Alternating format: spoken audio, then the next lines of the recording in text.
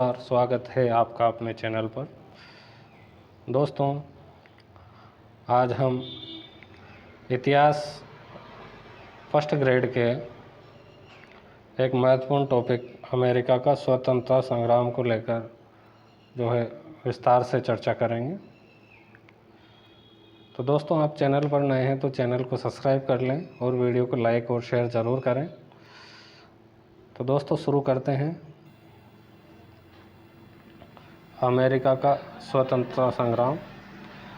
1775 तक अमेरिका में 13 ब्रिटिश उपनिवेश बसाए गए थे। 1775 तक अमेरिका में क्या थे? 13 ब्रिटिश उपनिवेश बसाए गए थे। इस प्रकार से ये अमेरिका, ये एशिया, यूरोप, अफ्रीका और ऑस्ट्रेलिया। तो कहने का मतलब 1775 तक अमेरिका में ब्रिटिश उपनिवेश, यहाँ से इंग्लैंड है, ब्रिटेन जिसको बोलते हैं, वो अमेरिका में 13 उपनिवेश बसाए गए थे। ठीक है। शिक्षा के क्षेत्र में अग्रणी उपनिवेश जो था पेंसिल्वेनिया था। अब ये जो अमेरिका में 13 जो ब्रिटिश उपनिवेश हैं, तो उनमें से जो शिक्षा के क्षेत्र में अग्रणी था वो था पेंसिल्वेनिया। कौन सा? पेंसिल्वेनिया। अमेरिका के कैम्ब्रिज नगर में पहला छापाखाना कहाँ पर स्थापित हुआ? तो कैम्ब्रिज नगर में स्थापित हुआ। ठीक है। और पहला अमेरिकी समाचार पत्र जो था वो था Boston news letter.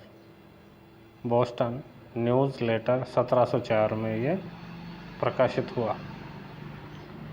Thomas pen की पुस्तक है कॉमन सेंस। कौन सी पुस्तक है? Common sense. आगे चलते हैं दोस्तों। खोज वारंट अधिनियम का विरोध किसने किया? तो खोज वारंट अधिनियम का विरोध किया था जेम्स ओटिस ने। James Otis. और स्टाम्प एक्ट का विरोध किया था पैट्रिक हेनरी ने। देखिए तो ये अलग अलग हैं। खोज वारंट का किसने किया? जेम्स ओटिस ने। जबकि स्टाम्प एक्ट का किसने किया? पैट्रिक हेनरी ने।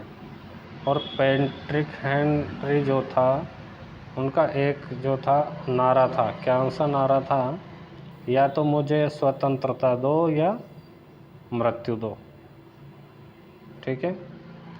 अमेरिकी बस्तियों के व्यापार पर नियंत्रण करने के लिए 2 एक्ट थे। कौन कौन से एक्ट थे? 2 जो अमेरिकी बस्तियों के व्यापार पर नियंत्रण करने के लिए थे वो थे नेविगेशन एक्ट 1651। एक था आयरन एक्ट 1750। तो ये 2 एक्ट थे, नेविगेशन एक्ट और आयरन एक्ट। दोस्तों, इसमें से इम्पोर्टेंट ये है, स्टाम्प एक्ट का विरोध किसने किया? पैट्रिक हेनरी ने। और ये भी नारा भी पूछा जाता है, या तो मुझे स्वतंत्रता दो या मृत्यु दो। ये किसका है? तो पैट्रिक हेनरी का है। ये पुस्तक भी इम्पोर्टेंट है। कॉमन सेंस जो पुस्तक है किसने लिखी? टॉमस पेन ने।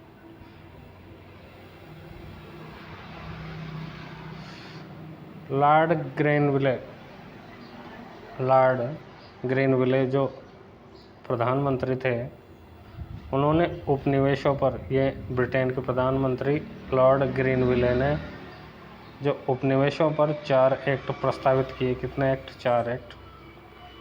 शुगर एक्ट जिसे कहा जाता है मोलिसेस एक्ट जो 1704 में। दूसरा है स्टाम्प एक्ट। तीसरा है करेंसी एक्ट।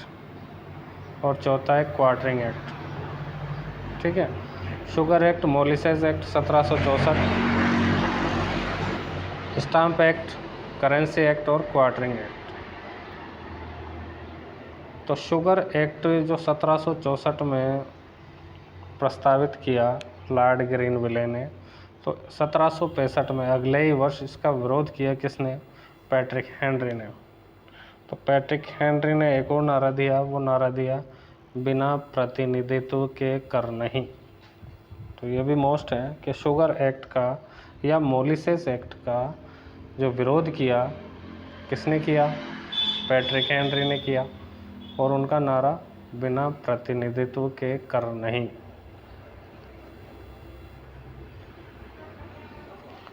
स्टाम्प एक्ट को समाप्त किया। स्टाम्प जो एक्ट था उसको समाप्त किया किसने? 1766 में जो प्रधानमंत्री थे ब्रिटेन के, रोकिंगहम ने। किसने समाप्त किया? रोकिंगहम ने समाप्त किया। फिर बनी सरकार किसकी? पिट की। विलियम पिट जो है प्रधानमंत्री बनते हैं, तो विलियम पिट की सरकार ने, इनके जो अर्थ मंत्री थे टाउनसेंड, इसने 5 कर लगाए। कितने? 5 कर लगाए।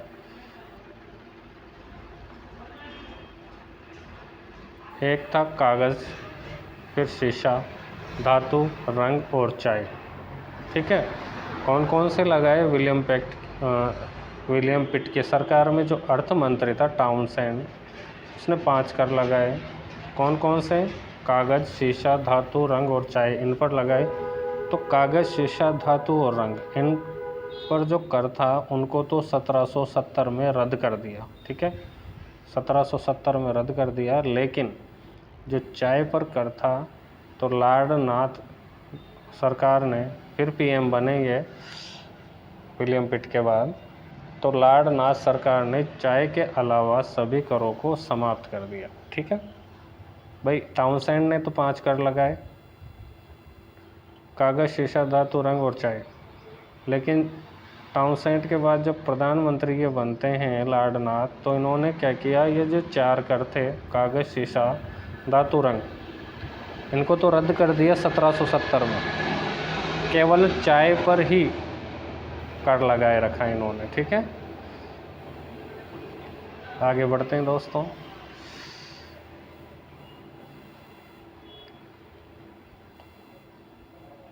उसके बाद चलते हैं बोस्टन हत्याकांड कब हुआ? तो बोस्टन हत्याकांड हुआ 5 मार्च 1770 को।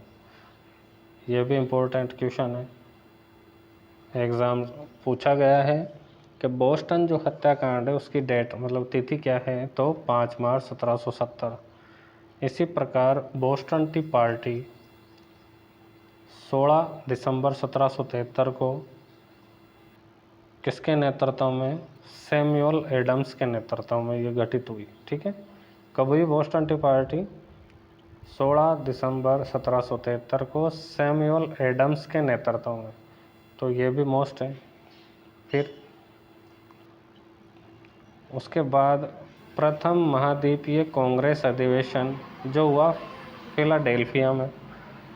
ये सब इम्पोर्टेंट है दोस्तों, डायरेक्ट क्वेश्चन बनता है इनका कि प्रथम महाद्वीपीय कांग्रेस अधिवेशन कहाँ हुआ? तो फिलाडेल्फिया में हुआ। कब हुआ? 5 सितंबर 1774 को हुआ। किसने भाग नहीं लिया? तो जॉर्जिया ने भाग नहीं लिया। तो 3 क्वेश्चन तो यहाँ बन गए। कहाँ हुआ था अधिवेशन? फिलाडेल्फिया में। कब हुआ? 5 सितंबर 74 को। और किसने भाग नहीं लिया? तो जॉर्जिया ने भाग इसमें नहीं लिया। और इस सम्मेलन का उद्देश्य क्या था? वो था कि पूर्ण स्वराज्य की मांग नहीं थी इसका उद्देश्य। तो क्या था? उद्देश्य था आंतरिक मामलों में पूर्ण स्वेच्छा का अधिकार। पूर्ण स्वेच्छा का अधिकार। उसके बाद होता है 10 मई 1775 को दूसरा महाद्वीपीय कांग्रेस अधिवेशन। यह भी फिलाडेल्फिया में हुआ। पहले में तो जॉर्जिया ने भाग नहीं लिया था, लेकिन जो दूसरा हुआ उसमें 13 के 13 उपनिवेशों ने भाग लिया। और इसकी जो अध्यक्षता की वो की बोस्टन के व्यापारी थे जॉन हैनकॉक। कौन थे? John Hancock. इन्होंने जो है इसकी अध्यक्षता की।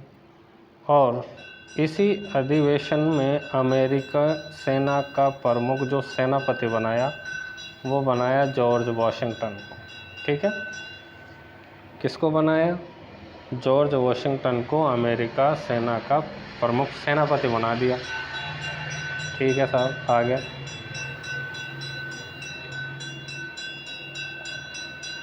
उसके बाद होती है घटना लेक्सिंगटन की घटना 19 अप्रैल 1775 को। कब हुई? 19 अप्रैल 1775 को लेक्सिंगटन की घटना होती है। और इसी घटना से अमेरिका का स्वतंत्रता संग्राम का प्रारंभ माना जाता है। ये डायरेक्ट क्वेश्चन बनता है, ये घटना कब हुई? 19 अप्रैल 1775 को ये डेट पूछी गई है। इसके बाद किस घटना से अमेरिकी स्वतंत्रता संग्राम का प्रारंभ हुआ? लेक्सिंगटन की घटना से। और इस संग्राम का जो समाप्ति हुई वो हुई पेरिस की संधि से। कब हुई थी पेरिस की संधि? 1783 में।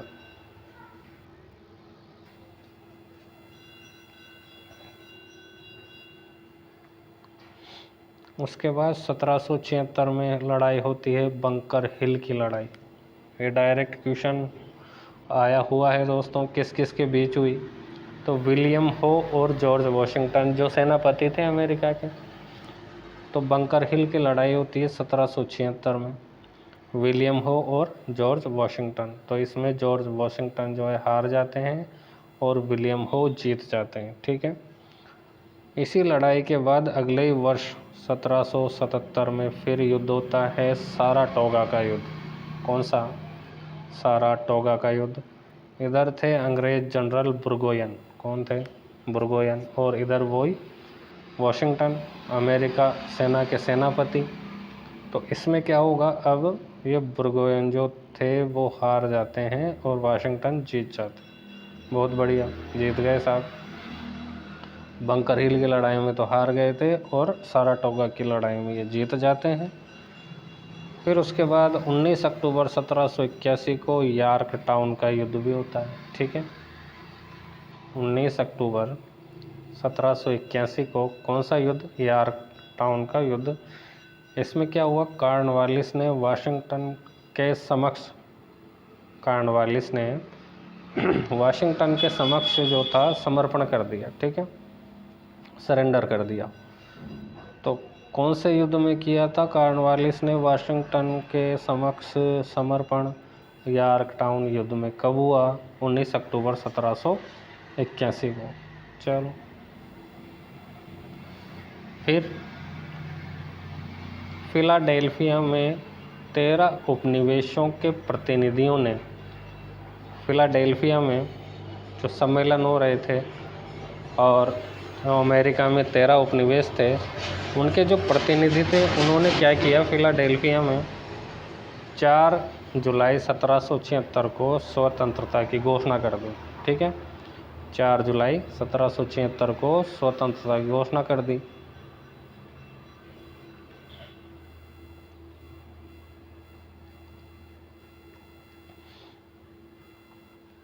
अब घोषणा तो कर दी। पेरिस की संधि होती है 3 सितंबर 1783 को। 1783 को ये डायरेक्ट क्वेश्चन बनता है, पेरिस की संधि या अमेरिका का जो स्वतंत्रता संग्राम था उसकी समाप्ति किस संधि के द्वारा? पेरिस की संधि। कब हुई? 3 सितंबर 1783 को। अमेरिकी राष्ट्र की जो सीमा थी किस नदी के साथ तय की गई? तो वो नदी थी ओहियो नदी। ठीक है, आगे अमेरिकन